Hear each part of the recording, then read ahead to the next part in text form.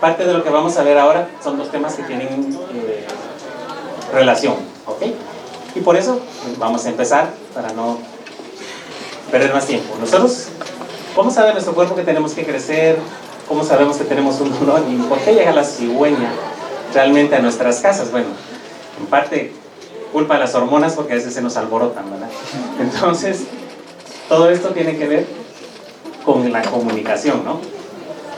Prácticamente nosotros sentimos dolor porque hay ciertas sustancias químicas en nuestro organismo que se llaman neurotransmisores que nos avisan que algo nos está doliendo, y el dolor es parte de lo que nos avisa de que algo malo está pasando en nuestro organismo.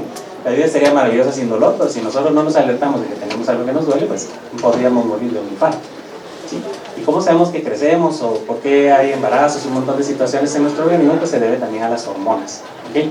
Entonces, nosotros nos mantenemos en una constante comunicación, ¿sí? Nuestras células se mantienen en constante comunicación, ya sea desde el medio interno o también desde el medio externo, o sea, desde el exterior, que detectamos ciertos estímulos ambientales y respondemos a ellos. Y de hecho, cuando ustedes pasen a tercer año en farmacología, todas estas bases que ustedes están aprendiendo de bioquímica van a servir para entender el mecanismo de acción de los fármacos, ¿ya? Si nosotros no sabemos cómo funciona nuestro cuerpo, si nosotros no entendemos cómo es que se da la bioquímica de ciertas reacciones, no vamos a entender cómo funcionan los medicamentos. Y cuando tengamos pacientes a quienes les tengamos que dar pues, estos medicamentos, pues nosotros no vamos a poder orientar. Por eso es importante que nosotros lo veamos. Solo vamos a pasar acá. Listo, ahí está. Entonces, miren, pues, estamos hablando de comunicación. Yo creo que ya en algunos años anteriores ustedes han visto temas de comunicación. Y como cualquier sistema de comunicación, nosotros necesitamos una persona que transmita la información, un mensaje, que ahí sí no me pregunten cómo viaja ustedes, porque uno llama por teléfono y el mensaje se va a saber por dónde, pero le llega a la otra persona, ¿verdad? Que es nuestra persona objetivo o receptor, ¿de acuerdo? Entonces, ¿cómo viajan esos mensajes? Por el espacio del aire, sabe. ¿Cómo viajan en el cuerpo? Sí sé, pero ahí ya esa es otra cosa.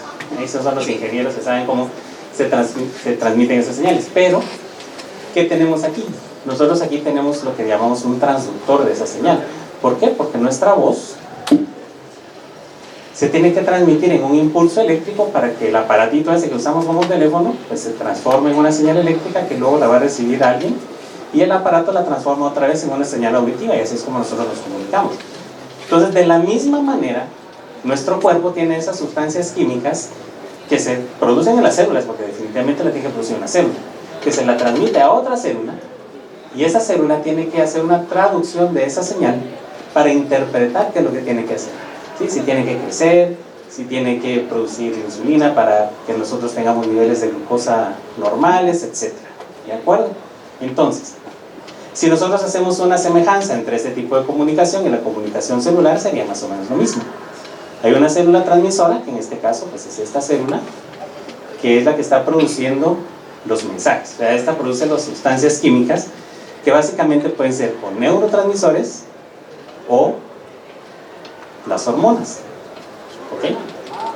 Existen otros transmisores como la histamina, que no está clasificado ahí, que es la responsable de la alergia, pero bueno, en fin. En términos generales nosotros podemos decir que los transmisores o los que llevan los mensajes son hormonas o neurotransmisores. Por eso les decía que estas dos clases tienen relación, ¿ok? Entonces, una vez que el transmisor se libera de la célula, se va a dirigir a lo que llamamos célula blanco o diana. ¿Por qué se llama célula blanco? No es porque tenga color blanco, sino que se refiere a que cuando uno hace un tiro al arco, le pega un blanco, ¿ok? Y por eso se llaman células blancos, la célula objetivo o la célula diana. Diana viene de la cazadora. Diana la cazadora que cazaba con arco y flecha, ¿ok? Por eso se llaman así. Bueno, pero las células, para poder recibir la señal o el mensaje, tiene que tener receptores. Es decir, si yo quiero llamar a alguno de ustedes, si no tengo su teléfono, ustedes no tienen teléfono, nunca van a recibir la llamada, porque ustedes tienen que tener un receptor. Entonces las células, si no tienen receptores, no va a recibir la señal, ¿ok? Entonces, muchas enfermedades se dan porque hay defectos en la recepción del mensaje, ¿de acuerdo? Bueno, y entonces podríamos nosotros clasificar receptores en base a dos tipos que vamos a ver un poquito más adelante en detalle. Que hay receptores en la superficie de la membrana celular, o sea, en la superficie de la célula, que sería la membrana celular, como acá, pero también tenemos receptores que están dentro de las células, ¿ok? Entonces, eso va a depender de ciertas características de los transmisores, si son lipofílicos o son hidrofílicos, para saber si van a utilizar un receptor de membrana, ¿ok? O van a utilizar un receptor intracelular, ¿ok? ¿Vamos bien hasta ahí? ¿Sí? Bien. El silencio lo dice que sí. Ahora bien, ¿cómo son los receptores y los transmisores? Los receptores y los transmisores son como una llave y una cerradura, son altamente específicos, ¿sí? Nosotros no podemos abrir cualquier puerta con cualquier llave, hay una llave para cada puerta, ¿de acuerdo? Entonces, de la misma manera, hay un transmisor para cada receptor, ¿ok? Entonces, la célula no tiene un receptor y le responde a todos los transmisores que hay, no, hay receptores específicos, ¿de acuerdo? Entonces, acá tenemos un ejemplo, ustedes imagínense, porque aquí tienen que desarrollar su imaginación. Esta es una célula, estos no son cuernos, son dos receptores, ¿ok? Que están, bueno, los receptores que les ejemplifiqué son receptores de membrana, y acá tenemos algunas figuras geométricas de distintos colores que están representando distintos transmisores, una hormona o un neurotransmisor, ¿ok? Entonces, cada partícula que está ahí va a hacer contacto específicamente con su receptor. Por ejemplo, este que es un transmisor redondo, pues hace contacto con un receptor que tiene una forma redonda, ¿ok? Entonces son altamente específicos. Aquí no puede entrar el cuadrado, ni este, ¿ok? Porque no son específicos, ¿de acuerdo? Y este que es el triángulo verde, pues va a entrar aquí. Entonces nosotros por esa especificidad podríamos decir que esta célula solo va a responder a estos dos transmisores. Los demás pueden estar ahí, pero la célula no tiene receptores, por lo tanto no tiene cómo responder a esos mensajeros. ¿Estamos de acuerdo? ¿Sí? Va. Entonces también cómo más o menos funcionan las transmisiones. Esto, como les digo, tienen que desarrollar mucho su imaginación, porque esta es una célula nerviosa, no soy muy hábil para hacer dibujos en computadora, pero bueno, esta es una célula nerviosa que fabrica un transmisor, por ejemplo. Esta es una célula muscular, que le hicimos un cilindro. Esta es una compuerta que permite la entrada del calcio, y este es un receptor. Esta media lunita es un receptor para el transmisor. Entonces, ¿cómo en teoría se da de manera muy simple y sencilla esta situación? El transmisor u hormona, cualquiera que sea, en este ejemplo que voy a poner, es un transmisor que abre canales de calcio, ¿ok? Entonces, ustedes se fijaron, acá ustedes imagínense que el canal se abrió, ¿de acuerdo? Aquí está cerrado. Cuando hace contacto el transmisor con su receptor, el canal se abre, ¿de acuerdo? El transmisor es como el que llega y toca la puerta en la casa. Que tiene empleada doméstica, pues le dice a la señora, mira, están tocando la puerta, anda a abrir, y la señora va y abre la puerta, se abre la puerta al calcio. Los que no tenemos empleada doméstica, vamos a abrir la puerta directamente.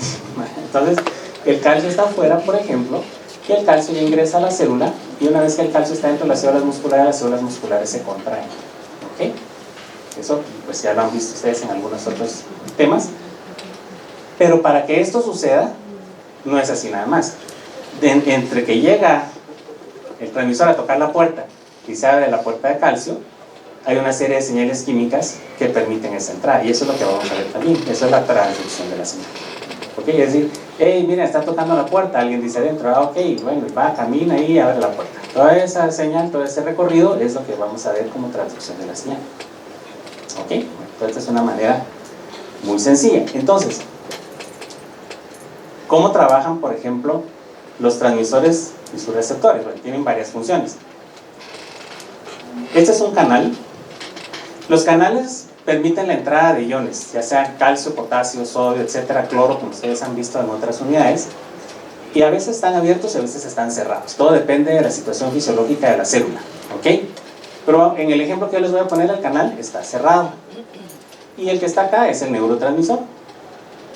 El canal aquí tiene unas como hendiduras donde va a hacer contacto el transmisor. Entonces, cuando nosotros vemos la siguiente imagen, vemos acá el neurotransmisor haciendo contacto con el receptor. Pero ¿qué pasó?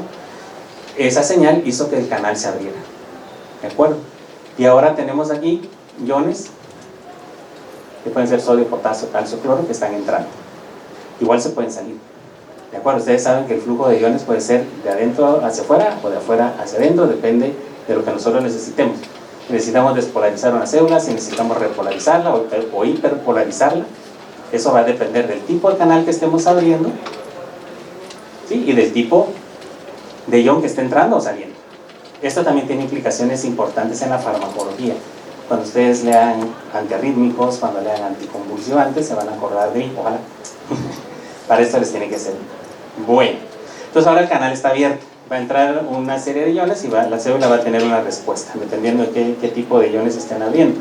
Por ejemplo, si entran iones sodio, las células se despolarizan, pero si entran iones cloro, se hiperpolarizan, se negativizan, antes dejan de responder. Entonces depende, ¿qué quiero yo hacer con mi paciente? Eso va a depender de qué es la situación clínica. Bueno.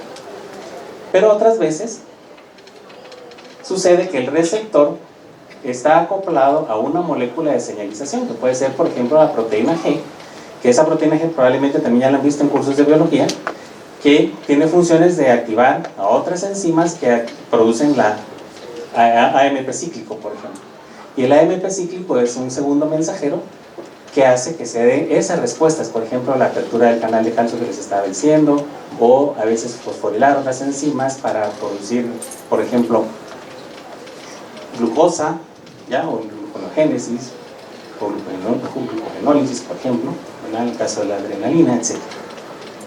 Entonces, esa es la otra forma. ¿Ok? Y también tenemos nosotros los receptores intracelulares. ¿Okay? Aquí hay un receptor intracelular. Aquí solo para que nos ubiquemos en esta imagen, así rápidamente, aquí estamos haciendo una transcripción. ¿Okay? Aquí está un ADN, bueno, es el núcleo de la célula, el ADN, hay una transcripción a un ARN mensajero, sale del núcleo, se va a un ribosoma y se sintetiza una proteína. Aquí ya no traduje la diapo, pero bueno. Entonces, por ejemplo, moléculas como los esteroides, sus receptores intracelular, porque son moléculas que son lípidos. ¿Y qué tiene la membrana en su mayor parte? ¿De qué está formada? De fosfolípidos. Entonces, si es un lípido, es hidrofóbico o lipofílico.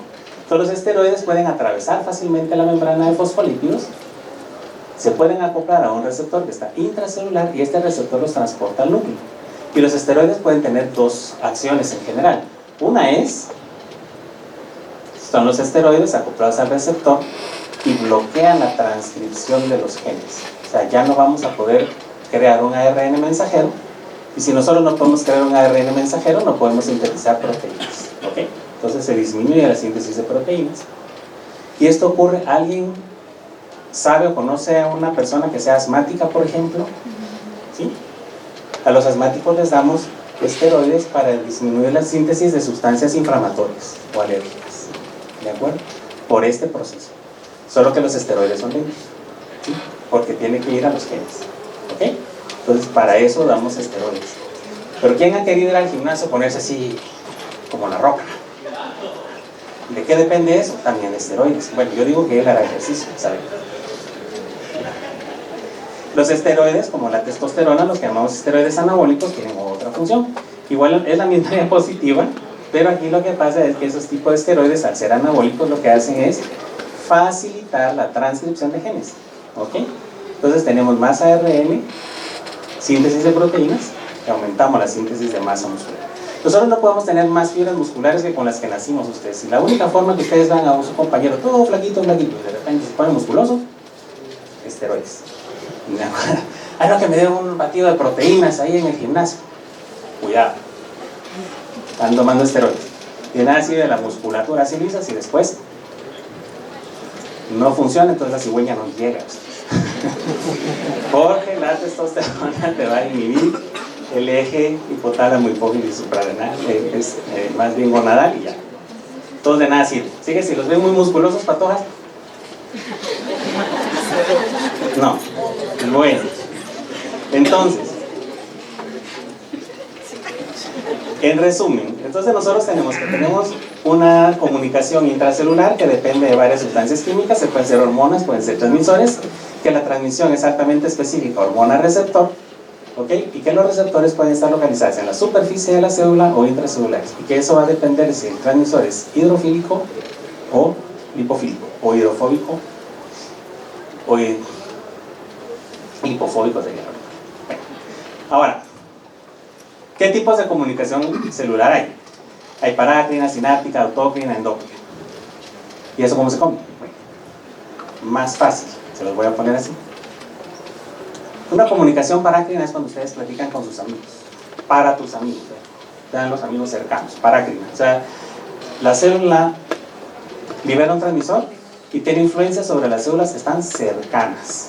¿De acuerdo? Eso es una comunicación parácrina, para tus amigos, parácrina. Pues así no se les va a olvidar. ¿Ok? La comunicación sináptica es tú a tú. Solo tú y yo. ¿Ok? Comunicación de pareja.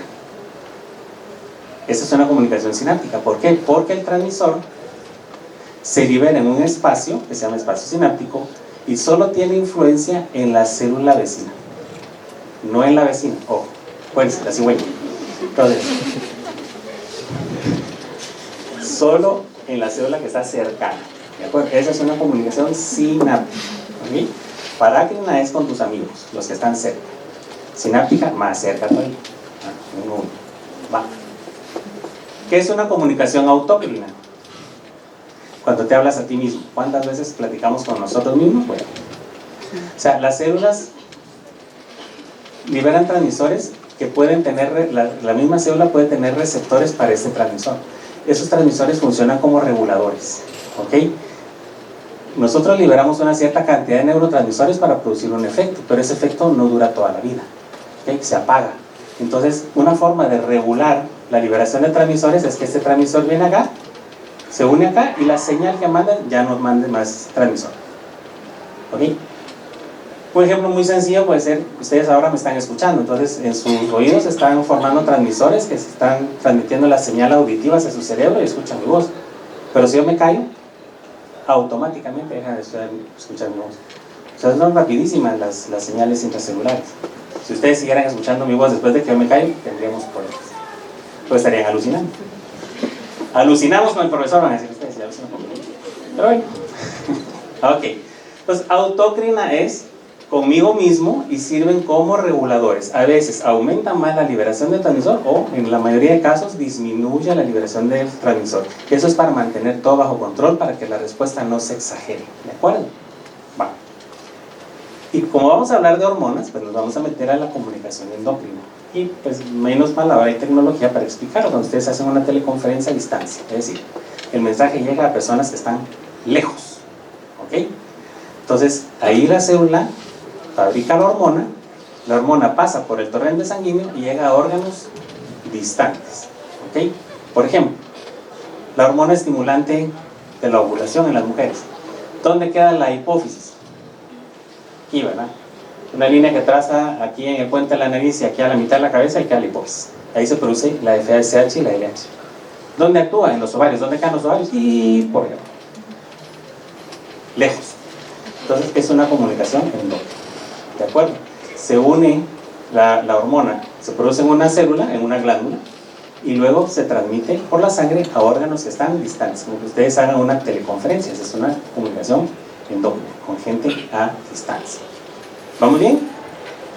Bueno, entonces, ¿qué es el sistema endocrino? Y ya mi sistema dice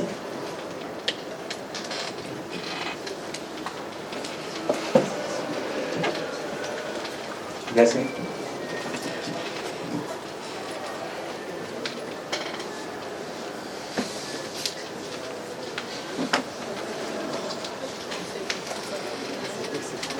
No me echan, pero si no, no puedo seguir. Entregue. Ya mi sistema dice que ya me falta agua. Ya empezó la comunicación. Entonces, el sistema endocrino es un conjunto de órganos que les llamamos glándulas porque son los encargados de la secreción de las hormonas. ¿De acuerdo? Se llaman glándulas de secreción interna porque también hay glándulas de secreción externa como las glándulas salivales o el páncreas que fabrican las enzimas digestivas, por ejemplo. Las hormonas se secretan hacia la sangre. ¿Okay? Por eso se llaman glándulas de secreción interna. ¿De acuerdo? Bueno, entonces, ¿qué son las hormonas? Todo el mundo tiene algo en contra de las hormonas, siempre que dice, es que eso tiene hormonas, sí, son hormonas. La verdad es que las hormonas son las que controlan casi todas las funciones de nuestro organismo. Si no fuera por las hormonas, no seríamos quienes somos. Entonces, las hormonas pues son sustancias químicas que son elaboradas por las células de las glándulas, ¿ok? ¿Y qué hacen las hormonas? Pues regular prácticamente todas las actividades de nuestro cuerpo, ¿ya? Tienen que ver con la energía, con el crecimiento, ¿ok? Con el desarrollo de caracteres sexuales secundarios, etc. Un montón de cosas, ¿ok? Bueno, pues paso a esa. Y estas serían pues todos los órganos en los que nosotros podemos encontrar o se producen las hormonas. Ya les decía yo que el hipotálamo pues es el central, digamos, que controla la mayoría de la producción hormonal. ¿Okay? El hipotálamo lo que libera son factores liberadores. Él le da orden a quién, a la hipófisis, y la hipófisis produce ciertas hormonas que van a influir en la tiroides, en las suprarrenales, en los ovarios, en los testículos, etc. ¿Okay? Prácticamente el único que se salva es el páncreas, que no tiene influencia hipofisial. ¿Ok? Pero de ahí para abajo todas, ¿de acuerdo? Entonces ya les decía yo que el hipotálamo y la hipófisis, haciendo aquí un zoom, ahí lo podemos ver. El hipotálamo pues está aquí arribita, es el que produce los factores liberadores que estimulan a la hipófisis para que esta a su vez estimule a los otros órganos como la tiroides, las suprarrenales y las gónadas. ¿Ok? Ese es un eje. Bueno, entonces nos vamos a pasar para acá. ¿Cómo se clasifican las hormonas? Las hormonas las podemos nosotros clasificar de acuerdo a ciertas características. De acuerdo a su composición química, de acuerdo a su solubilidad, de acuerdo a la ubicación de su receptor y de acuerdo al segundo mensajero que utilice. ¿Ok?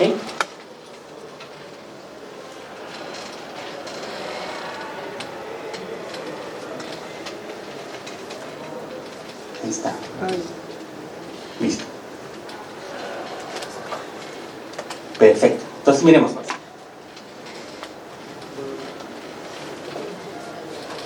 Si está el punto rojo, estamos hablando de composición química de las hormonas.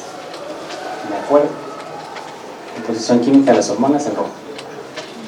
Entonces hay muchas sustancias de las cuales a partir de las cuales se pueden sintetizar las hormonas. Entonces, una de ellas es el colesterol. El colesterol siempre lo hemos visto como una partícula dañina, porque los que sabrán alguna o habrán escuchado personas que les da un infarto, que se sube la presión o que les da un derrame, siempre le echan la culpa al colesterol. Pero el colesterol es importante en nuestro organismo, porque a partir de él se sintetiza el estradiol, la progesterona, la testosterona, responsables de la cigüeña. ¿Okay? Son las hormonas sexuales. ¿Ok? Bueno. Y además, cortisol, que es un glucocorticoide que regula el metabolismo de carbohidratos, sobre todo en situaciones de estrés, para elevar la glucosa. Y la aldosterona, que es un mineralocorticoide, que regula el balance de sodio y agua en nuestro cuerpo y que interviene importantemente en el mantenimiento de la presión arterial. De hecho, hay medicamentos que actúan en esta hormona. ¿Ok? Y hoy por hoy se le ha dado mucha importancia a la vitamina D. ¿Ok? Bueno, también a la vitamina A, pero la vitamina D es un derivado del colesterol y que, bueno, ustedes saben también, creo que ya vieron las vitaminas, ya no se considera una acción como tal como vitamina, porque las vitaminas generalmente son cofactores de enzimas, pero la vitamina D tiene acciones de modular el sistema inmunológico, ayudar a la síntesis de factores antiinflamatorios, etc. Entonces ya se le ha dado un rol de hormona. ¿Okay? Es una hormona esteroidea. Bien. Derivadas de la tirosina. La tirosina es un aminoácido y de ahí vienen las hormonas tiroideas T3 y T4. Y acá tenemos algunas cosas: adrenalina, noradrenalina y dopamina. Estos son neurotransmisores cuando los sintetizamos en el sistema nervioso. Pero si nosotros los fabricamos en la suprarrenal, entonces son hormonas. ¿Ya? ¿Por qué? Porque la adrenalina va a salir de la suprarrenal y va a llegar al corazón para que se acelere el corazón. Entonces la suprarrenal está en el riñón y el corazón anda por aquí, entonces está lejos. Entonces es endocrino y ahí estaría funcionando como hormona, ¿sí? Si la síntesis es en neuronas, entonces es un neurotransmisor. La noradrenalina es del sistema nervioso, ¿ok? Y la adrenalina es la que se sintetiza preferentemente en las suprarrenales, ¿ok? La dopamina también. La dopamina se sintetiza en el cerebro, ayuda a controlar el movimiento muscular. La falta de dopamina produce Parkinson. ¿ok? Que es la persona que tiembla en reposo. Pero también la dopamina controla la función cardíaca, entonces no viene desde el cerebro esa dopamina, ¿ok? Bueno, a esas también se le llaman aminas, y también están involucradas en el cerebro en el humor. Si se bajan estos niveles de aminas, te deprimes.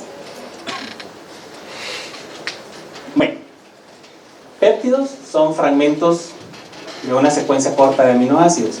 Acá está la hormona liberadora de tirotropina y la hormona adrenocorticotrópica. Eso sería como el ejemplo.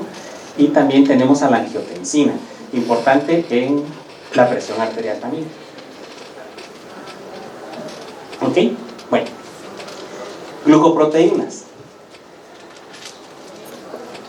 La hormona estimulante del tiroides, la folículo estimulante, la luteinizante y la hormona gonadotropina coriónica. Esas son glucoproteínas. Esas, apúntenlas, pues se las van a apuntar en el centro. No, yo no sé. Pero bueno, apúntenlas. Y también hay hormonas que ya son proteínas propiamente dicho, pues ustedes saben que una proteína pues es una cadena de aminoácidos mucho más grande. Y como ejemplos tenemos a la insulina y la PTH, la paratormona que regula los niveles de calcio en nuestro cuerpo. ¿Ok? Bueno, entonces en resumen tenemos hormonas que vienen del colesterol, hormonas que vienen de la tirosina, hormonas que son péptidos, hormonas que vienen son proteicas. Y la otra a mí se me olvidó. ¿Cuál es la que me falta? Las glucoproteínas, muy bien. ¿Por qué se llaman glucoproteínas? Porque tienen carbohidratos. Era para ver si estaban poniendo atención. Bueno, luego las hormonas las podemos clasificar de acuerdo a su solubilidad. Y aquí es donde ustedes tienen que aprender lo fácil. De esta lista, ¿cuál es la más corta? Esta. Pues esas se aprenden. Lipofílicos, esteroides y retinoides. Lo demás es citofílico. ¿Ok? Para el examen. ¿De acuerdo? ¿Cuál de las siguientes hormonas es lipofílica? Si no es esteroide ni es retinoide, esa es la respuesta. ¿De acuerdo? Entonces apréndanse lo más sencillo. Claro, péptidos, proteínas, glucoproteínas, catecolaminas son hidrosolubles, por lo tanto, esas no caen en esa respuesta. ¿De acuerdo? Va. Entonces, habíamos dicho que dependiendo de esa solubilidad de las hormonas, eso dependía del tipo de receptor al que se iban a unir, ¿sí? Entonces, ¿cuál de las dos se une a un receptor de membrana? ¿Cuál de los dos grupos? Muy bien, las citofílicas, perfecto. No sé por qué está en desorden esta presentación, no me pregunten por qué. Pero bueno, entonces, como ustedes correctamente dijeron, las hidrofílicas se unen a la membrana plasmática. Entonces, no ingresan al citoplasma celular, pueden abrir canales iónicos o pueden activar segundos mensajeros, como lo vimos en la diapositiva anterior. ¿Ok? Y las lipofílicas, que es la otra que está acá, sus receptores intracelular. Entonces, claro, las lipofílicas son las que van a penetrar ahí, como los esteroides, los retinoides de la vitamina A. Estos sí atraviesan la membrana, ¿ok? Y estas actúan en los genes, ¿de acuerdo? Siempre que vamos a actuar en genes, lo más probable es que vamos a tener una acción lenta, ¿ok? Activan o reprimen genes. Bien. Ahora bien, como dijimos, nosotros teníamos esta diapositiva anteriormente, ¿vale? Necesitamos un transductor para que se dé la señal. También vimos esta diapositiva donde decíamos que hay una proteína unida, un receptor acoplado a la proteína G, y ahí se traduce la señal. Entonces, ¿qué tipos de segundo mensajero hay? Está el AMP cíclico, el GMP cíclico, calcio, fosfatilinositol, las sinasas fosfatasas. Yo les voy a poner unos ejemplos nada más porque es demasiado extenso hablar de cada hormona, pero vamos a poner unos ejemplos. ¿Ok? Por ejemplo, ustedes ya han visto algo del glucagón y la adrenalina en la regulación del metabolismo de carbohidratos para la glucogenólisis y la gluconogénesis. Entonces, estas hormonas tienen sus receptores distintos, pero las dos están acopladas a proteínas G que activan a la adenilciclasa. La adenilciclasa es una enzima que convierte el ATP en AMP cíclico, y el AMP cíclico es el que activa a una proteincinasa. ¿A de qué? De AMP cíclico, por eso se llama proteincinasa A. Y esta va a fosforilar una serie de enzimas dentro de la célula para tener al final esa respuesta de aumentar la liberación de glucosa por el hígado o de formar glucosa de nuevo o gluconeogénesis. ¿De acuerdo? Entonces, esa es la función de esas hormonas. Entonces, estas actúan a través del AMP cíclico, glucagón y epinefrina o adrenalina.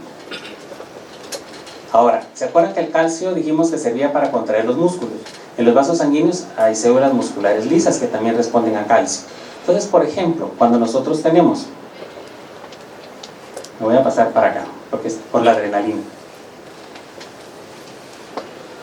¿Cómo se contraen los vasos sanguíneos? Cuando uno tiene frío se le esconden las venas. O cuando uno está nervioso. Cuando uno está nervioso, ¿qué se libera? La adrenalina. Pero la adrenalina en estos tejidos actúa en otros receptores diferentes, que son receptores alfa 1. Estos receptores están acoplados a proteína G, pero estos actúan a través de la fosfolipasa C, ¿okay? A través del trifosfato inositol o el diacilglicerol, liberando calcio del retículo endoplásmico para que ese calcio esté disponible para la contracción. ¿Okay? Entonces, ese es un ejemplo de cuando la hormona utiliza un segundo mensajero de calcio fosfatilinositol. Y la insulina es bastante compleja. La insulina, cuando se une a su receptor, desencadena una serie de fosforilaciones, autofosforilaciones de estos residuos de tirosina. Si eso no pasa, ¿qué hace la insulina en realidad? La insulina, eso es bien complejo, ustedes, miren esto. Una vez que la insulina se une a su receptor y se fosforila, se desencadena toda esta cascada de secuencias. Esta es la transducción de la señal. Que yo les decía, ¿cómo se da del teléfono al aire? Saber ustedes, pero ¿cómo se da la insulina para acá? Eso sí lo tengo que saber. ¿Ya? Entonces hay una serie de señales que lo que terminan haciendo es produciendo la translocación del transportador GLUT4 a la superficie de la célula. Y de esa manera el GLUT4 permite la entrada de la glucosa a las células. Entonces si la insulina no hace esto, no hay GLUT4 en la célula, no ingresa la glucosa, entonces se nos sube la glucosa y eso se llama diabetes. ¿Ok? ¿Estamos? Entonces, eso hasta a través de las sinasas fosfatasas. Si yo no sé eso, no entiendo después la diabetes, síndrome metabólico y un montón de cosas que ustedes van a ver más adelante. Vale. Y se nos olvidó una importante, la dejé de último porque también es responsable de la cigüeña. ¿Por qué? Ustedes van a decir, ¿por qué? El óxido nítrico. El óxido nítrico es un gas que funciona como neurotransmisor, pero utiliza la vía del GMP cíclico. El GMP cíclico interfiere con la entrada de calcio y eso relaja los músculos. Si el calcio los contrae, cuando no hay calcio, ¿qué pasa? Se relaja. Y ese es el mecanismo de acción de, ¿saben qué? ¿Conocen ustedes unas pastillitas azules que son así de color como rombitos? Sí, las conocen. Pues para eso sirve. Esas pastillitas aumentan la disponibilidad de óxido nítrico, relajan los músculos y eso mejora la función eréctil en el hombre. Okay. Esa sí se les va a quedar. Entonces, ese es el ejemplo de uno que actúa a nivel de GMP cíclico, el óxido nítrico. ¿De acuerdo? Bueno. Entonces, para todos, ahora nos vamos a ir a la carnita, ese era lo difícil. No, todavía nos falta una diapositiva. En resumen, entonces, ustedes pueden encontrar en su libro una clasificación de las hormonas de acuerdo a esas características generales y las dividen en dos grupos. ¿Ok? Si la computadora quisiera. Ahí está. Bueno, las características van a aparecer allá al lado izquierdo de la pantalla. Izquierdo es, ¿verdad?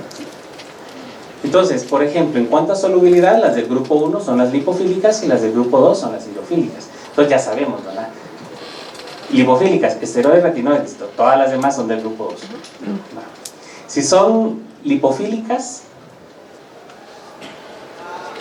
ahí están ya dijimos los tipos, ¿verdad? Esteroides, calcitriol, que es un esteroide, y los retinoides. Y las demás. ¿Va? Si son lipofílicas, ¿qué tipo de receptor van a tener? ¿Intracelular o de membrana? Perfecto, 100 puntos, ya ganaron el examen. Y el grupo 2, obviamente, membrana plasmática. ¿Ya? Proteínas transportadoras. ¿Quién creen ustedes que necesita una proteína transportadora? Muy bien, las lipofílicas, claro. Acuérdense que nuestra sangre 60% es agua y el agua y el aceite no se mezclan. Ya ustedes echan agua y aceite, se separan. Entonces, ¿cómo podemos transportar nosotros sustancias que son grasosas en agua? Bueno, a través de un transportador, que es proteico. Entonces, yo necesito transportador para las lipofílicas. ¿De acuerdo? Allí, por favor, me faltan las tiroideas. Ah, no, aquí están. Las tiroideas son proteicas, pero son la excepción a la regla, que tienen receptor intranuclear, intracelular. Bien. Esta no lo necesita. Vida media, no es lo mismo que media vida. Las hormonas tienen esteroideas generalmente, y todas estas como la vitamina D y las tiroideas tienen una vida media prolongada, es decir, su efecto dura varios días. En cambio, las hormonas del grupo 1, su acción es breve, que pueden ser minutos u horas. ¿De acuerdo? Entonces, esas son las características. Si ustedes aprenden una fila, las demás es por añadidura, digo que lo por exclusión. ¿Estamos? Me falta una cuestión. Hay el mediador. Generalmente el grupo 1 actúa con un complejo hormona-receptor que va al núcleo, y las otras son todos los que vimos: AMP cíclico, GMP cíclico, calcio, fosfatilinositol, sinasas, etc. Bueno, ahora, ¿cómo vamos? Vamos bien, espero. Ahora viene la parte bioquímica. La síntesis de las hormonas a partir del colesterol. Entonces aquí vamos a hacer un repaso del colesterol, ¿ok? De cómo es el colesterol. Si ustedes se recuerdan, el colesterol se sintetiza a través de un montón de reacciones químicas que llevan a esta molécula de 27 carbonos. Eso es importante. Tiene 27 carbonos. ¿Qué otra cosa es importante que nosotros reconozcamos? Ese es el carbono 3 y tiene un grupo hidroxilo. Ese hidroxilo es hidrofílico. ¿Ok? Eso es importante. ¿Qué otro? En esta síntesis de hormonas, ¿qué otra cosa es importante? Ese doble enlace entre el carbono 5 y 6. ¿Okay? Eso es importante. ¿Okay? Hidroxilo en el carbono 3, doble enlace en el carbono 5 y 6. Tal vez solo una cuestión. El anillo se cierra aquí. Aquí se cierra el carbono 17. El 18 está fuera del anillo. ¿Quién se recuerda del nombre del anillo? Ciclo, pentano, pedidro, xenontreno. Okay. Aquí estamos en el 18 y aquí está el carbono 19. Pero fíjense ustedes que en el carbono 17 se ancla el carbono 20, 21 hasta el 27. ¿Okay? O sea, 17 no sigue aquí 18. 18 y 19 están fuera del anillo. Y el 20 está acoplado al carbono 17. ¿Okay? Entonces, esa cadena del 20 al 27 está unida al carbono 17. Eso va a ser importante porque hay una enzima que trabaja allí. ¿Ok? Bueno, justo en esa unión 17-20. No como la canción 40-20, que esa es otra historia.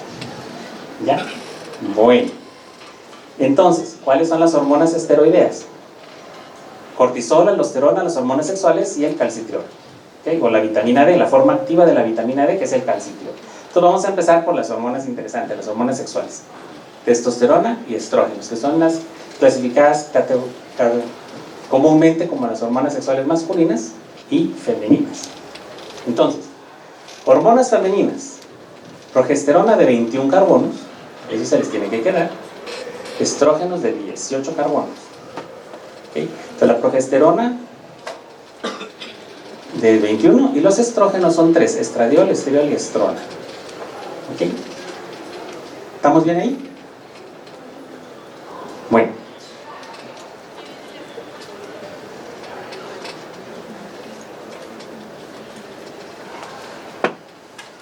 Pareciera que se duplica.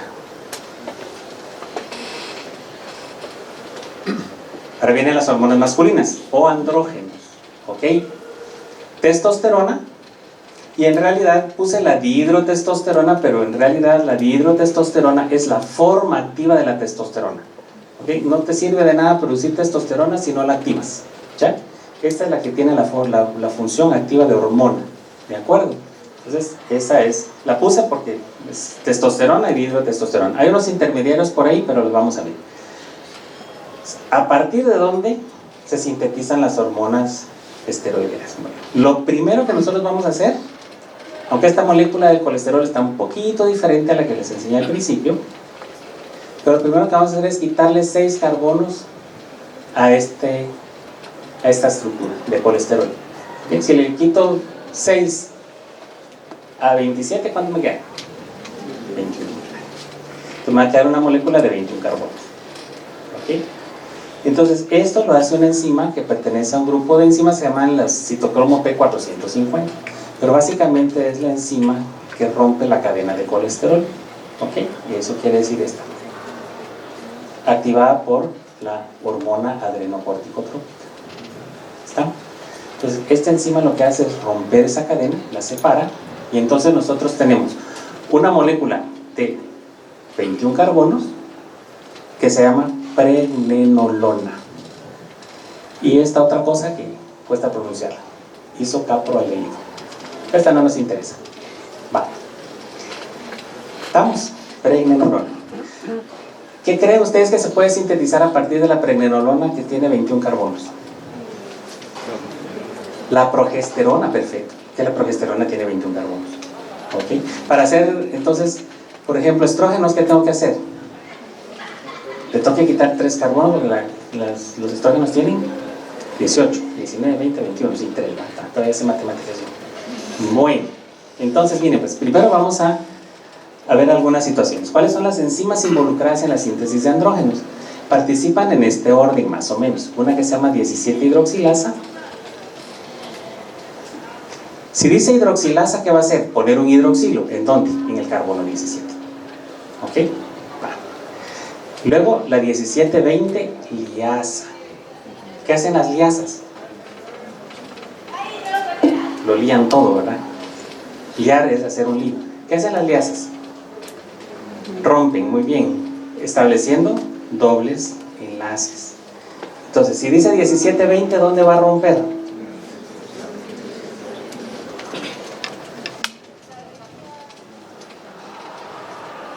Aquí. Y por eso les enseñé esta molécula al principio, porque ahí es donde van a funcionar las enzimas. ¿De acuerdo? Bueno. Luego viene una que se llama 17-beta-hidroxiesteroide deshidrogenasa. Aquí tal vez puede haber un poco de confusión, porque deshidrogenasa, ¿qué quiere decir? Desnudarse, quitarse la ropa, debería decir desroparse, ¿verdad? Pero no, desnudarse. Deshidrogenarse, quitarle el hidrógeno. Pero en este caso, como estas son reacciones reversibles, dependiendo para dónde vaya la reacción, esto puede ser, o le ponemos el hidrógeno, o se lo quitamos. ¿Okay? Entonces en este caso se le vamos a poner un hidrógeno. ¿Okay? Va. De ahí la 5-alfa reductasa, que es la que va a activar a la testosterona. ¿Okay? Esto es para síntesis de andrógenos. Pero yo les puse esto porque si ustedes ven en su libro, tienen esta enzima, que la tienen en la figura, tienen esta enzima así como en un rectángulo amarillo largo, que es la beta-hidroxiesteroide deshidrogenasa y la 5,4-isomerasa. Bueno, ¿por qué la puse aquí?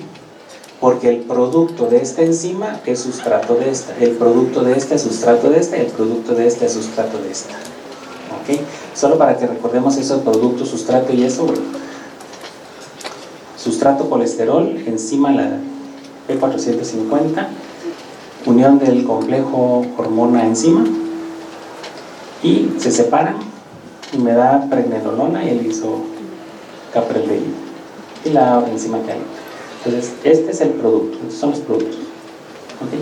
Entonces yo les decía, este producto es sustrato de la siguiente enzima, de la que les estaba mencionando, esta. Entonces el producto de esta enzima puede ser sustrato de esta, el producto de esta, sustrato de esta, el producto de esta, sustrato de esta. ¿Ok? Bueno, ya lo vamos a entender cuando se los explique más adelante. Bien. Bueno, aquí no sé si se van a sorprender, pero ¿a partir de dónde nosotros podemos sintetizar testosterona? De pregnenolona y progesterona. ¿Y no quedamos que la progesterona es una hormona femenina, pues? Bueno, eso ya es otra historia. Pero bueno, a partir de estas dos hormonas nosotros podemos sintetizar testosterona. Y este es el principio, o empezamos con pregnenolona o empezamos con progesterona. Y esas son las dos vías de síntesis de la testosterona. ¿Qué diferencias hay entre la progesterona y la pregnenolona?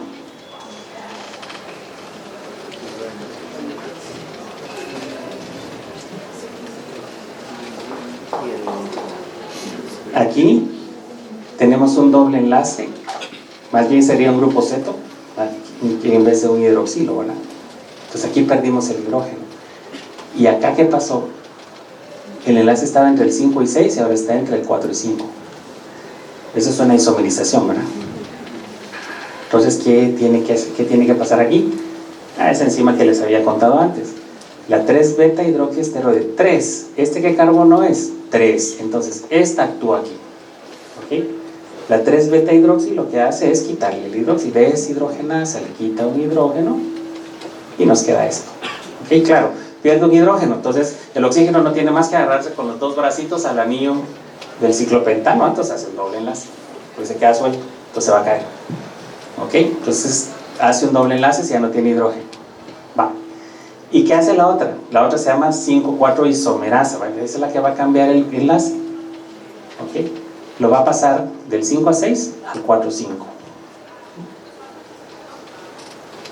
Por eso les decía yo que el producto de las enzimas anteriores es el sustrato de esta, porque si nosotros sintetizamos a partir de la pregnenolona, los productos de esas enzimas, que son las que acabamos de ver, la pregnenolona va a ser transformada por la 17-beta hidroxilasa, luego la 17-20 liasa, hasta que llegue aquí. Pero yo puedo formar testosterona si yo me paso de aquí para acá, y entonces aquí voy a tener los productos de la progesterona, que lo vamos a ver.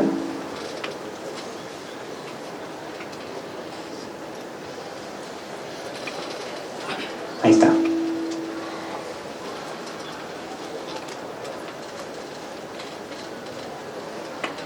Va. Miren, ¿en qué se diferencia la pregnenolona de la testosterona?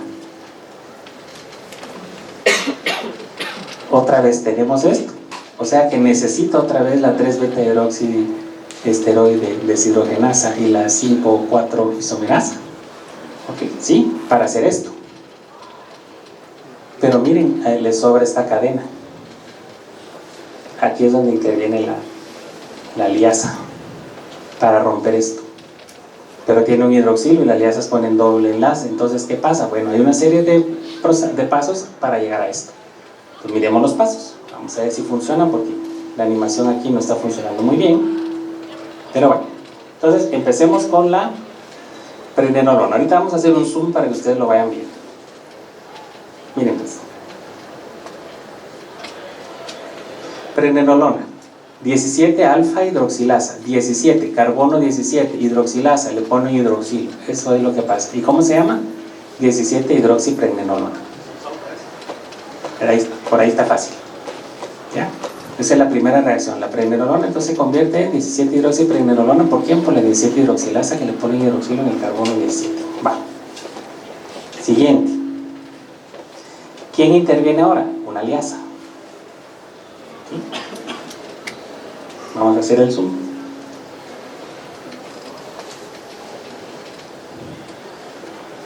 (17-20 liasa). ¿Y qué pasó aquí? Le quitamos los carbonos que están unidos al carbono 17, es decir, a partir del carbono 20. Este es el 20, este es el 17. Entonces voy a regresar porque si lo tengo en zoom no se mira. Vamos a hacer el zoom. Ahí está, miren. Carbono 18, 19, 20, 17, 20. Esos dos son los que se van a cortar.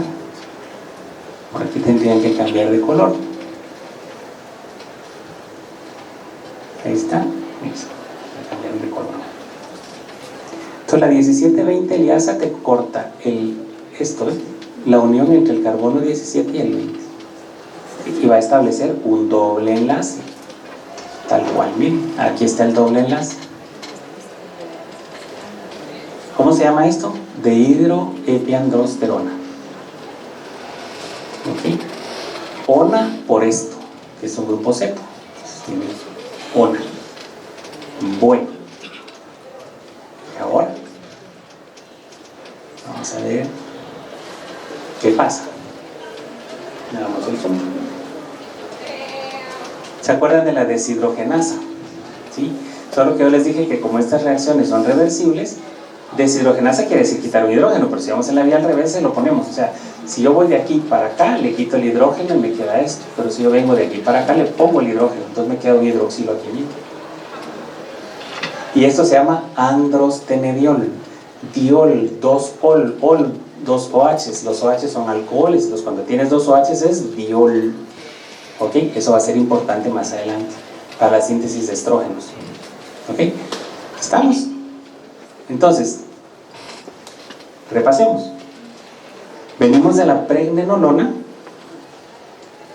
sustrato de la 17-alfa-hidroxilasa, se forma la 17-hidroxipregnenolona, luego la 17-20 liasa, quita el carbono 20 unido al 17, me deja la dihidroepiandrosterona, y luego la 17-deshidrogenasa, pueden obviar el beta-hidroxiesteroide, porque hidroxi es porque 17 hidroxi es porque esto está en el carbono 17.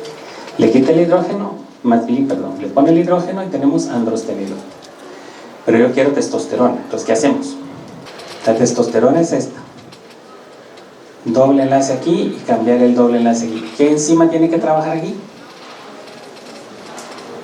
La 3-beta hidroxiesteroide deshidrogenasa y la 5,4 isomerasa. Perfecto, muy bien. Entonces la 3-beta hidroxiesteroide deshidrogenasa es la que va a quitarle el hidrógeno al hidroxilo y va a permitir este enlace en posición 3 y ya está el cambio. Y la 5,4 isomerasa, pues isómero simplemente va a cambiar el doble enlace de lugar y ya tenemos testosterona. ¿Ok? ¿Estamos? Entonces de androstenediol, por esas dos enzimas que pusimos en rojo, se convierte en testosterona. Y ya. ¿Estamos? Bueno. Cuando nosotros sintetizamos a partir de progesterona, viene la vía directa. ¿De acuerdo? ¿Por qué? Porque la progesterona ya tiene este cambio. Entonces ya no necesita esta enzima. ¿De acuerdo? Cuando nosotros venimos de progesterona, ya no necesitamos esta enzima, porque la progesterona ya tiene esta estructura. Entonces miremos qué pasa. ¿Sí? Aquí tenemos la progesterona y la misma historia, las mismas enzimas. Bueno, vámonos con las vías, pues. Vamos a ver primero la progesterona. Así es como les aparece a ustedes en el libro. La enzima está así porque es la misma enzima para los dos sustratos. Pero vamos a ir primero por la izquierda. Entonces, 21 hidroxilasa. Bueno, carbono 21 es este que está aquí arribita. No sé si lo logran ver, le vamos a hacer un zoom. Ahí está el carbono 21. Entonces a este le vamos a poner un hidroxilo.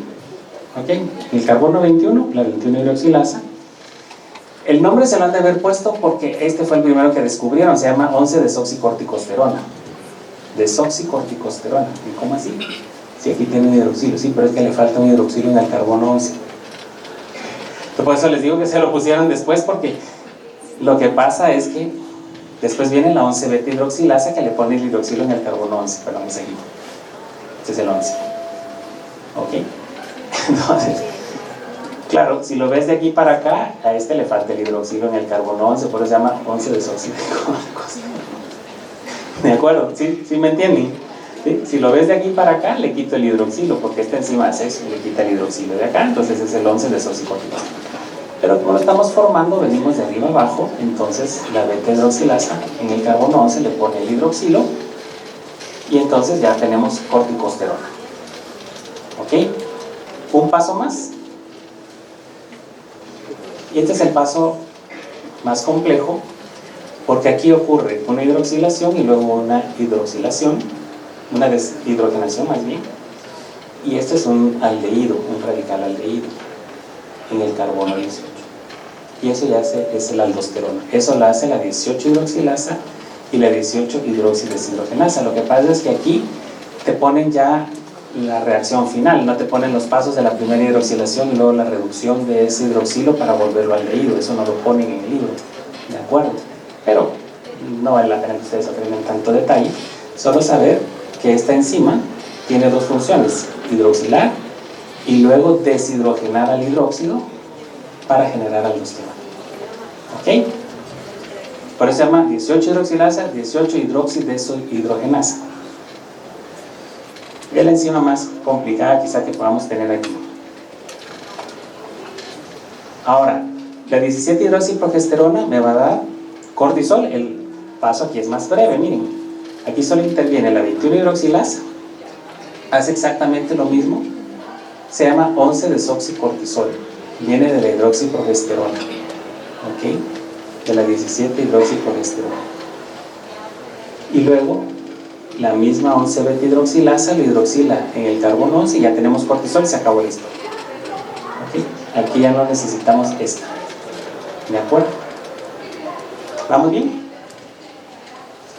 Va. Entonces, progesterona me da aldosterona. 17 hidroxiprogesterona me da cortisol. Perfecto.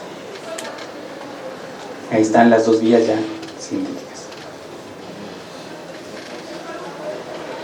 Y luego, bueno, no sé, yo no les he preguntado, pero ¿tienen alguna duda, pregunta, comentario hasta aquí? ¿Cómo llega la cigüeña? ¿No? Llega volando. Y menos de lo que uno se imagina.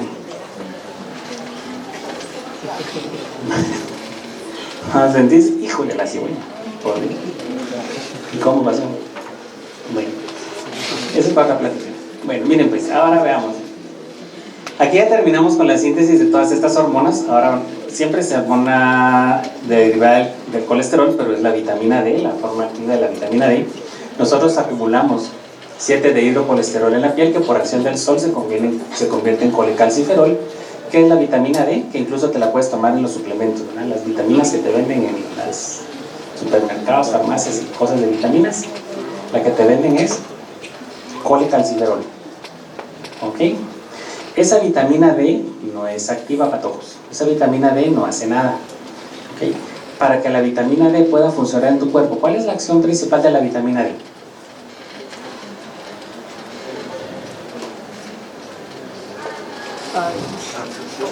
Absorción de calcio, muy bien.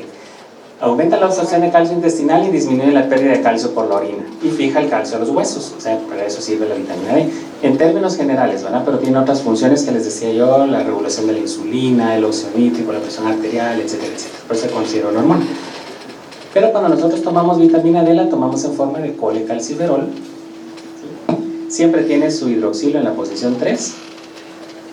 Aquí tenemos que tomar en cuenta dos cosas: el carbono 1 y el carbono 25, que son dos de los carbonos donde van a ocurrir hidroxilaciones. ¿Ok? Por eso se llama calcitriol, que va a tener 3 oles. La primera ocurre en el hígado, ¿sí? En el carbono 25. ¿Cómo se llamaría una enzima que pone un hidroxilo en el carbono 25? Perfecto, 100 puntos. Ustedes ya ganaron el examen. La 25 hidroxilasa te hidroxila en el carbono 25, ¿sí? Y esto pues obviamente se llama 25 hidroxi, aquí dice vitamina D, pero puedes decir 25 hidroxi colecalciferol, o también se llama calcifediol, ¿ok? Diol porque tiene 2 hidroxilos, ¿okay? Uno en el carbono 3 y otro en el carbono 25, ¿okay?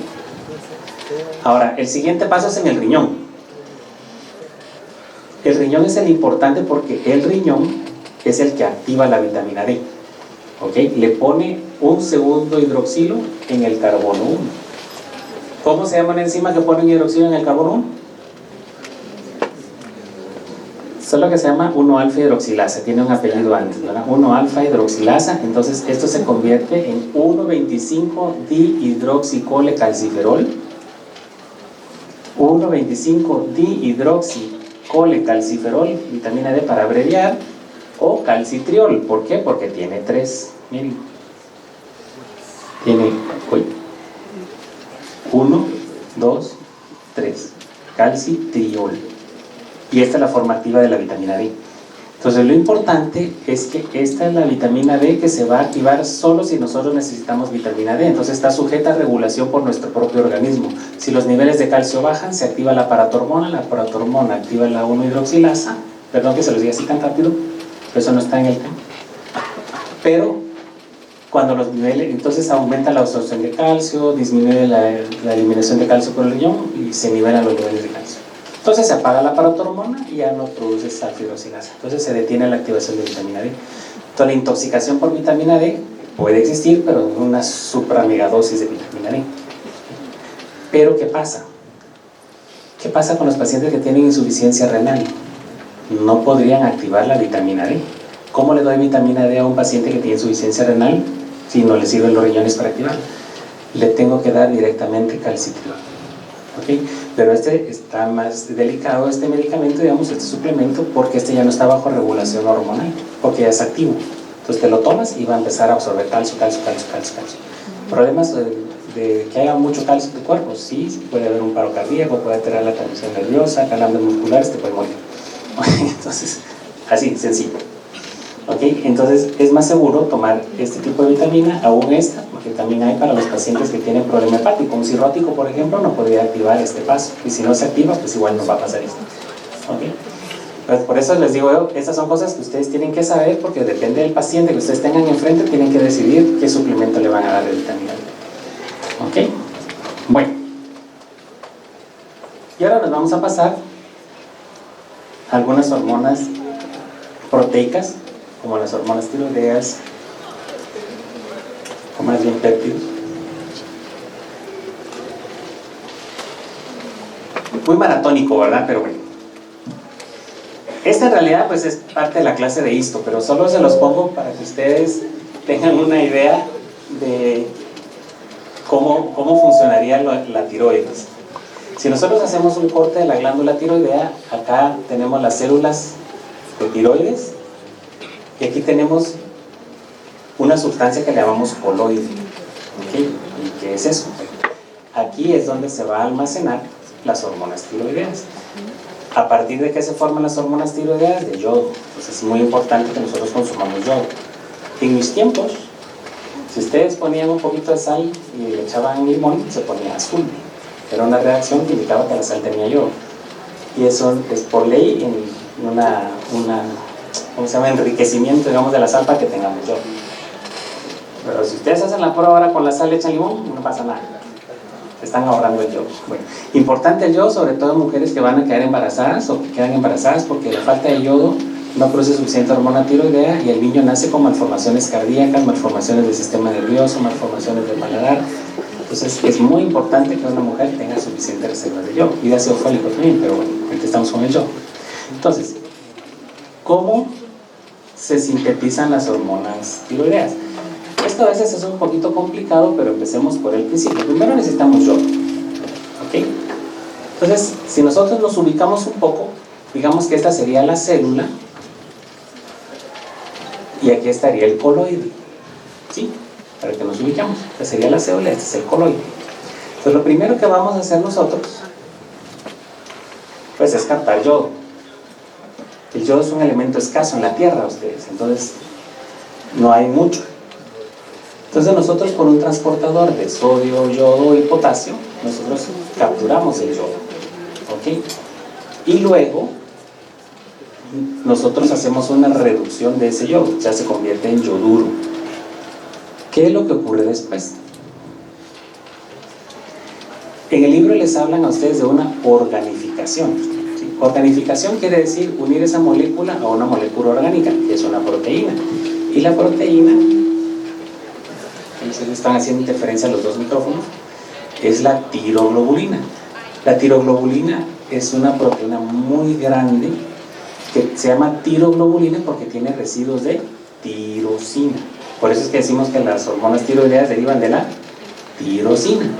Entonces, una vez que el yodo está en forma de yoduro, se empieza a incorporar a la tiroglobulina. Entonces, primer paso, captamos yodo por la célula.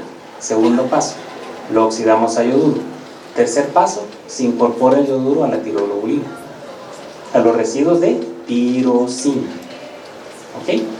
Bueno, ahora, esos residuos de tirosina pueden captar una o dos moléculas de yodo. Entonces se llaman diyodotyrosinas o monoyodotyrosinas. Eso quiere decir el DIP y el MIP. ¿Ok? Y luego hay un acoplamiento porque si se unen dos moléculas de diyodo-tirosina, pues esa molécula va a tener 4 yodos. Entonces se llama tetrayodotirosina. Y si se unen una MIT, una monoyodo con una diyodo, pues se forma la triiodotirosina. Perfecto. Entonces tenemos la T3 y la T4. ¿Ok? ¿Estamos? Entonces esos serían los pasos. Primero, captamos yodo por una bomba de sodio, potasio, ATPasa con yodo. Luego oxidamos el yodo a yoduro. Luego lo incorporamos a la tiroglobulina. Entonces depende de cuántos yodos se unan a la tirosina, va a ser una monoyodotironina o una diyodotironina. Y después solo es cosa de las matemáticas. 2 diyodotironina, T4. Una diyodotironina con una monoyodotironina, una T3. Y ya está. Y ahí ya tenemos hormona tiroidea. ¿De acuerdo? Entonces la almacenamos en el coloide para cuando se necesite. ¿Okay? Pero también en el organismo la tiroglobulina puede entrar otra vez a la célula por fagocitosis o por pinocitosis, y los lisosomas lo que hacen es separar de la tiroglobulina el yodo y nos queda de reserva de yodo en la célula para reciclar el yodo, porque ya que es escaso pues lo reciclamos si no lo estamos usando. ¿De acuerdo? ¿Estamos? Lo reutilizamos, porque si hay alguien aquí de ambiente me va a criticar porque no es reciclar sino reutilizar. Entonces miren pues,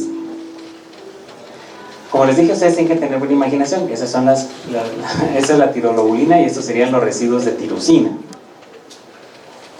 Estos son los residuos de tirosina. ¿Ok? Entonces esta tirosina tiene 2 yodos y este tiene 1 y este tiene 1. Pues esta es una monoyodotirosina y esta es una diyodo. ¿Ok? ¿Qué pasa cuando se combinan 2 diyodos? Pues tenemos la molécula de tirosina con 4 yodos. Esta es la T4 o tiroxina en realidad. ¿Ok? Aquí tenemos una monoyodo con una diyodo, ¿miren? Entonces 3 yodos, triyodotironina, la T3. Esta es la forma activa. Cuando se libera la hormona tiroidea, la mayor cantidad que se libera es la T4, ¿sí? Pero en los tejidos periféricos donde actúa la hormona tiroidea regula el metabolismo. ¿De acuerdo? Si hay mucha hormona tiroidea te vas a adelgazar, te vas a poner eléctrico, no vas a dormir, te puedes psicotizar, incluso puedes empezar a oír cosas y a ver cosas. ¿De acuerdo? Se acelera el corazón, te da diarrea, porque acelera todo. Si no tienes hormona tiroidea, te enlenteces, te engordas, te da frío, el corazón late más despacio. ¿Okay? Eso es lo que hacen las hormonas tiroideas, regular el metabolismo.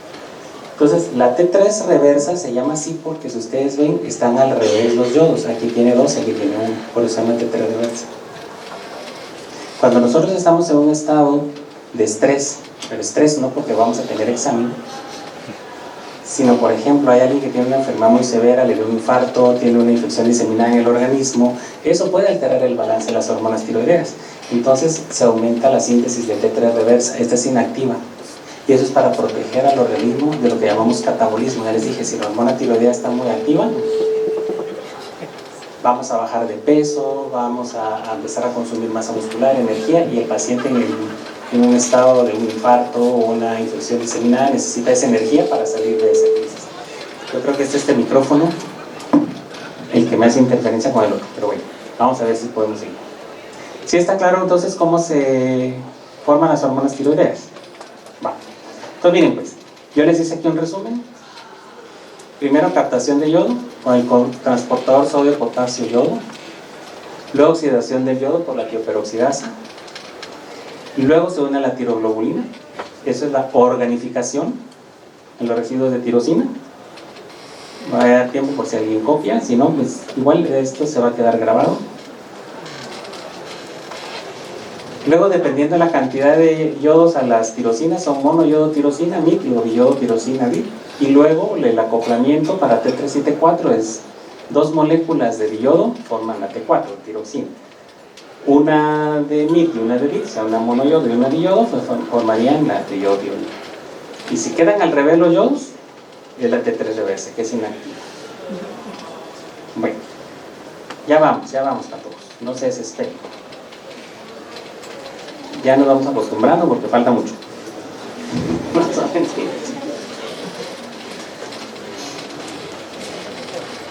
Ahora vamos a ver las catecolaminas. Yo les decía que las catecolaminas pues las vamos a ver en parte como neurotransmisores, pero que cuando se sintetizan en la glándula suprarrenal las vemos como hormonas, porque actúan a distancia, ¿de acuerdo? Entonces, otra vez la tirosina. A partir de la tirosina nosotros vamos a sintetizar catecolaminas, ¿ya? Entonces hay una cuestión en común entre las hormonas tiroideas y la adrenalina, por ejemplo. La adrenalina también te acelera. Cuando se aumentan las hormonas tiroideas también te acelera. Las dos derivan de la tirosina. Eso es lo que tienen en común para que se les vaya quedando.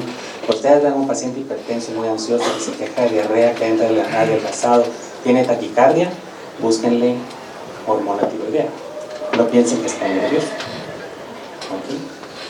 Bueno, entonces, ¿qué pasa con la molécula de tirosina? Lo primero que vamos a hacer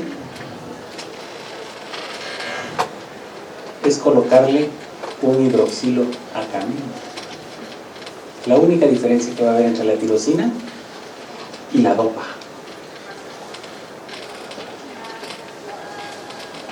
Y eso lo hace una tirosina hidroxilasa.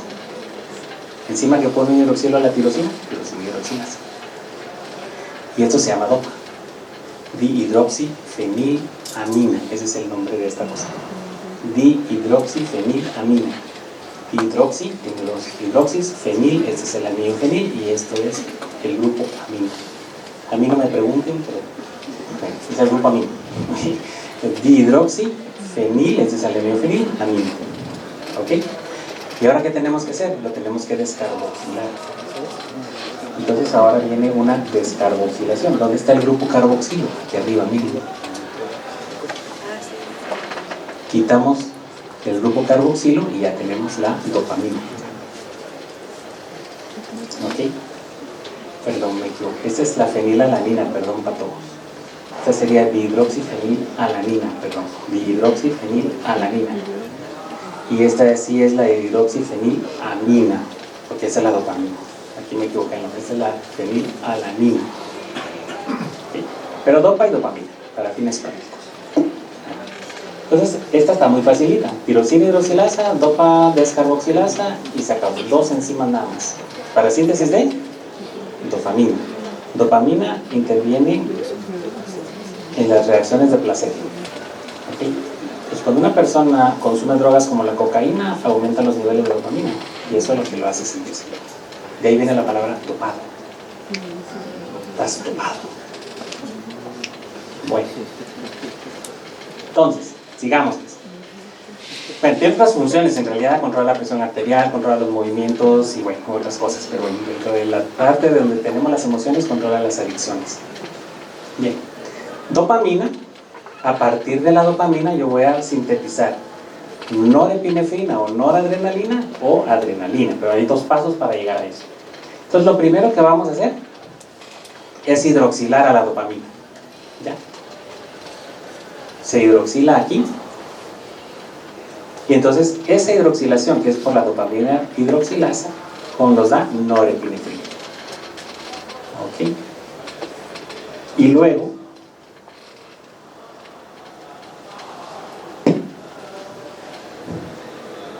por la feniletonolamina N-metiltransferasa. Esa enzima está muy larga. Feniletonolamina metiltransferasa. ¿Qué vamos a hacer? Le vamos a poner un grupo metilo a este grupo amino. Y eso es lo que hace la epinefrina. Las dos tienen acciones muy parecidas, pero yo les decía que predominantemente la norepinefrina o noradrenalina, que son lo mismo, se produce en el sistema nervioso central y la adrenalina y epinefrina más que todo en las suprarrenales. ¿De acuerdo? ¿Vamos bien ahí? Ok. Ya lo que nos queda son cosas más sencillas, porque ya no vamos a meternos a tanta profundidad, pero sí vamos a ver algunas hormonas peptídicas. Vamos a ver esta primero porque es la que tiene todavía algunas reacciones enzimáticas, que es la angiotensina 2. La angiotensina 2 es una sustancia que está involucrada en la regulación de la presión arterial. De hecho, hay muchos fármacos que se usan para regular la presión arterial que interfieren con la acción de la angiotensina 2. ¿Okay? Pero bueno, ¿De dónde viene la angiotensina 2? Pues viene de una molécula grandota, esa que parece lombriz allí. Es el angiotensinógeno, eso lo produce el hígado. ¿Okay? Luego hay una sustancia producida por el riñón que se llama renina, que lo que hace es quitarle un pedacito a toda esta gran proteína. Y ese pedacito que tiene 10 aminoácidos se llama angiotensina 1. Esa angiotensina 1 no hace nada a ustedes, hasta que se encuentra con una enzima que se llama enzima convertidora de angiotensina. Es así.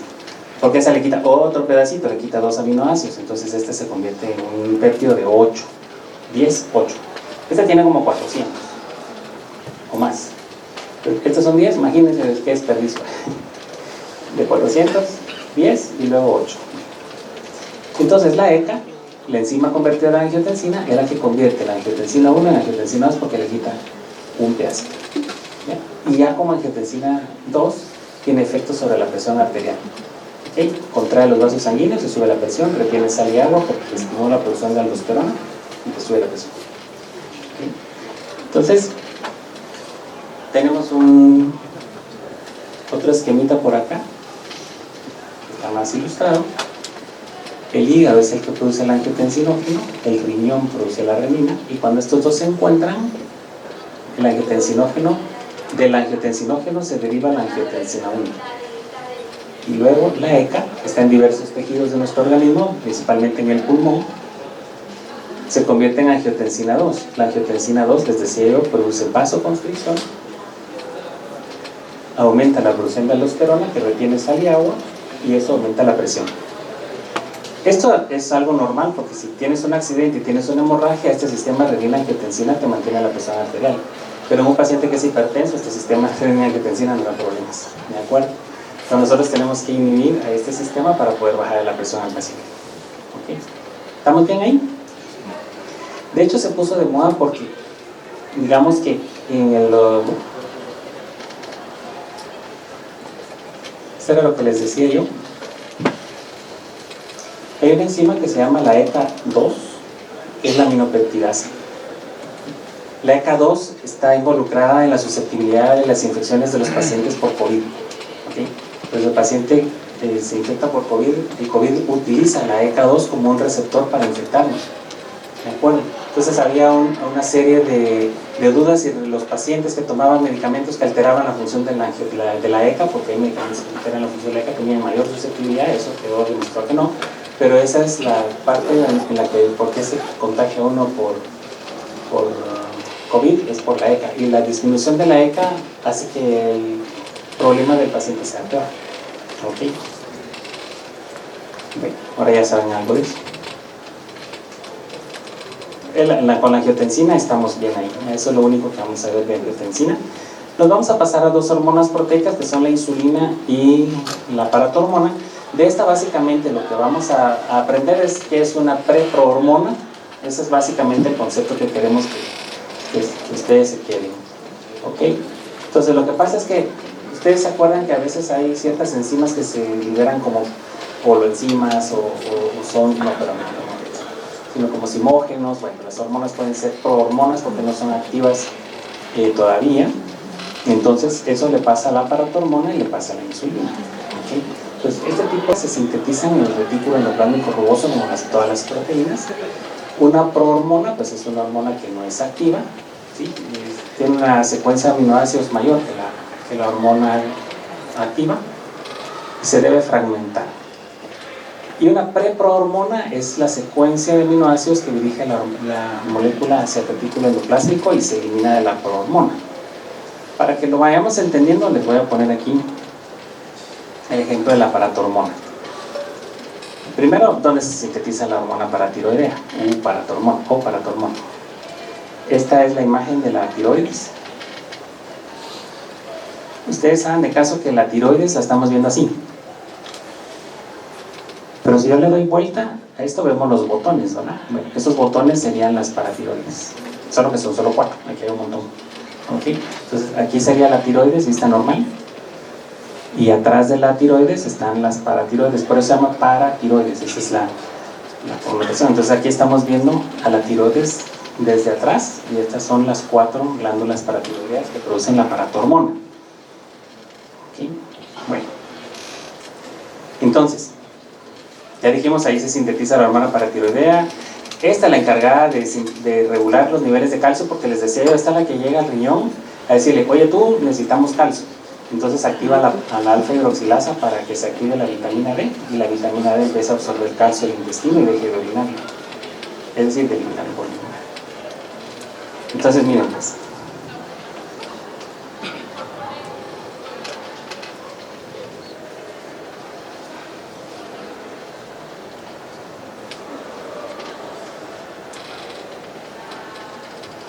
no sé si la logramos ver. La preprohormona tiene una secuencia de 115 aminoácidos. ¿Ok? Entonces, cuando nosotros sintetizamos, la verdad es que la hormona que tiene efecto básicamente solo tiene 84 aminoácidos. ¿Okay? Entonces, cuando nosotros vamos a eliminar, vamos a ver si puedo hacer un zoom mayor aquí.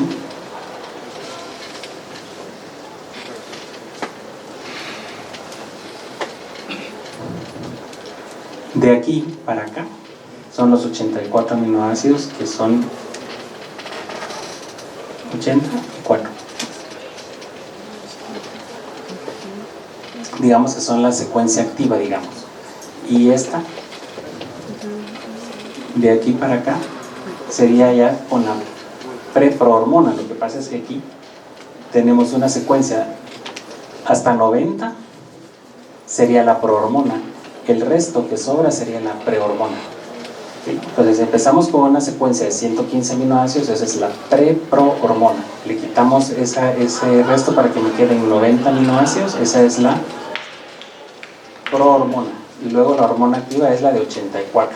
Entonces cuando se secreta la paratormona me queda una hormona de 84 aminoácidos. ¿Sí entienden eso o no? ¿Sí? Le vamos quitando aminoácidos para que la parte activa, que son los 84 aminoácidos, sea la que se queda. ¿De acuerdo? ¿Estamos claros ahí?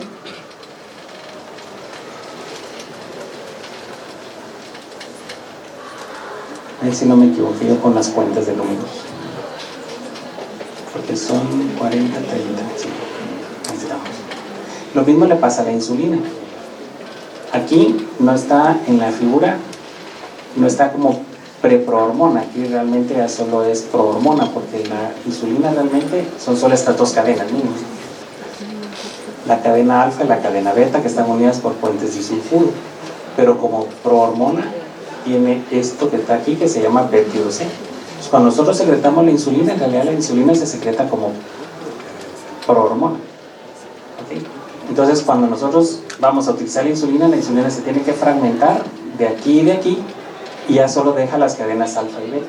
Esto es importante porque nosotros podemos medir los niveles de péptido C e insulina, y eso nos sirve incluso para diagnóstico de diabetes, y nos sirve incluso para saber si un paciente está produciendo suficiente insulina o tiene alguna alteración en la producción de la insulina, porque se altera la producción o la relación insulina-péptido C. Por eso es importante. ¿De acuerdo? ¿Estamos? Entonces la secuencia pre son de 23 aminoácidos, que no está acá, el péptido C, la cadena alfa y beta, y nosotros realmente la activa son las cadenas alfa y beta, que son estas que están en colores. ¿De acuerdo? Y ya casi terminando, vamos a hablar del gen de la... ¿No apareció ahí? No. Bueno, en realidad es un gen que da origen a una proteína de 285 aminoácidos. Y de aquí podemos nosotros obtener varias hormonas. La ACTH, la hormona estimulante de los melanocitos, la lipocortina, etc. Y también algunos neurotransmisores como las endorfinas. Las endorfinas son importantes porque así como tenemos un sistema que nos dice que tenemos dolor, las endorfinas nos quitan el dolor. ¿Ok? Pero eso es por otra historia. Pero miren pues, vamos a poner esta otra que está más bonita. Está a colores. Este es el gen, ¿sí? Ustedes ya saben que los genes se pueden como romper en distintos pedacitos, si lo podemos decir así, y podemos dar origen a distintas proteínas de acuerdo a las combinaciones. Entonces, este es el gen Entonces, el precursor prohormona es este grandotote. Si nosotros rompemos acá, tenemos ACTH. La ACTH es la que estimula las glándulas suprarrenales. Y tenemos la beta-lipotropina, que tiene que ver con el metabolismo lipídico. De la beta-lipotropina nosotros podemos romper estos dos segmentos, gamma-lipotropina y beta-endorfina. Las beta-endorfinas son las que les decía yo, que tienen función de analgésica en nuestro organismo. Y luego tenemos acá, de la lipotropina, podemos nosotros obtener la estimulante de los melanocitos. Los melanocitos son los que fabrican el pigmento que le da el color a nuestra piel. Entonces, todas estas están relacionadas en el gen de la pro-opiomelanocortina, por eso se llama así, pro-opiomelanocortina. ¿Por qué opio? ¿Ustedes saben qué es el opio? El opio es una florecita que se usa desde hace 3000 años antes de Cristo para liberar el dolor, ¿sí? Pero es adictivo y de ahí se saca la morfina. Y las endorfinas se llaman así porque son nuestra morfina producida endógenamente, o sea, nosotros producimos nuestra propia morfina. Se liberan estas endorfinas también en situaciones de placer. Cuando uno hace ejercicio, dicen porque si yo hiciera ejercicio no estaría así como estoy, ¿no? Entonces, cuando hace un ejercicio dicen que se liberan las endorfinas y eso te da una sensación de placer, y como la morfina es adictiva, dice que por eso es un adicto al ejercicio. Yo ya hice ejercicio y no me he hecho adicto, pero bueno. Entonces, bueno, pero eso dicen. Pero sí es cierto, sí, lo que sí es cierto es que las endorfinas se liberan en las situaciones de placer. Entonces, cuando una persona hace ejercicio, se liberan endorfinas y los hace adictos al ejercicio. ¿De acuerdo? Bueno para todos. 3 palabras finales. Transporte de las hormonas, tiroideas, globulina de unión a tiroxina. La globulina de unión a corticosteroides nos transporta glucocorticoides, y los esteroides sexuales, testosterona, estrógenos, etc., por la hormona o globulina fijadora de hormonas sexuales. Eso quiere decir HB. ¿Ok? Y otra cosa, por si ustedes tienen dudas de comer pollo con hormonas, la verdad es que, bueno, hay algunas entidades que se dedican a la crianza de animales que dicen que pues, si le das antibióticos a un pollo o a una vaca o le das esteroides que esperes un tiempo, que no sé qué corresponde. Pero realmente cuando usas los esteroides no se almacenan, ni la vitamina D. Bueno, hay un almacenamiento, pero no se quedan de por vida en tu organismo. ¿De acuerdo? O sea, la cantidad de esteroides que puedas tener o consumida en tu cuerpo, que se pueda quedar en tu cuerpo por comer algún animal que ha sido creado o que le han inducido el crecimiento con hormonas, es mínimo. ¿De acuerdo? Ahora, eso sí, hay una sustancia que se usa como broncodilatador que se llama tiumbuterol, que ese es un anabólico que se lo dan al ganado para hacerlo engordar. Eso está prohibido. ¿De acuerdo? Entonces, eso incluso es una sustancia de dopaje. Si a un deportista le encuentran esa sustancia, lo expulsan de la competición. Pues hay algunos deportistas que han objetado o han dicho, se han escuchado, no, es que fuimos a comer un churrasco grande y esa vaca seguro estaba alimentada con clenbuterol y ahí fue donde yo obtuve el clenbuterol. Puros cuentos ustedes. Si uno analiza la cantidad de clenbuterol que puede tener un trocito de carne para que llegue a niveles de sangre, para que sea antidopaje, ya tuviste que comer la vaca entera. Pues. Entonces, pero bueno, se los creen y ahí los dejan jugar. En fin, eso es para que ustedes lo tengan en cuenta.